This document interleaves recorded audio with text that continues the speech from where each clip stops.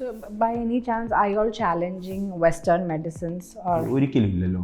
അതായത് ഈ സ്ഥലത്ത് മനുഷ്യന്മാർക്ക് എല്ലാം ആവശ്യമാണ്. Correct. ആയുർവേദവും ഹോമിയോപ്പതിയും അലോപ്പതിയും നാച്ചുറോപ്പതിയും സിദ്ധയും യുനാനിയും എല്ലാം ആവശ്യമാണ്. എവിടെയാണ് ആളുകൾ കൂടുതൽ പ്രാധാന്യം കൊടുക്കേണ്ടത് എന്നുള്ളതാണ്. ഒരു കാർഡിയാക് അറസ്റ്റ് വരുമ്പോൾ, റോഡിൽ ഒരു ആക്സിഡന്റ് നടക്കുമ്പോൾ നിങ്ങൾ വന്നോളൂ, നിങ്ങളുടെ ഗട്ട് ഹെൽത്ത് ഞാൻ പരിഹരിച്ചു തരാം എന്ന് പറഞ്ഞാൽ അർത്ഥമില്ലല്ലോ. നടക്കില്ല.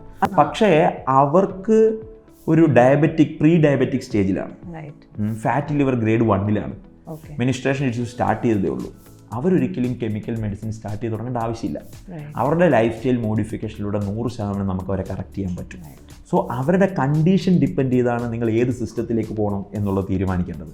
ഒരിക്കലും നാച്ചുറോപ്പതിയും ആയുർവേദവും അലോപ്പതിയും ഒന്നും പരസ്പരം അടികൂടേണ്ടവരല്ല, മറിച്ച് പരസ്പരം എവിടെയാണ് നമ്മുടെ ആവശ്യം എന്നനുസരിച്ച് കൃത്യമായ ആളുകൾക്ക്, നമ്മുടെ പേഷ്യൻസിന് അതിൻ്റെ സേവനം റിസൾട്ട് കൊടുക്കുക എന്നുള്ളതാണ്.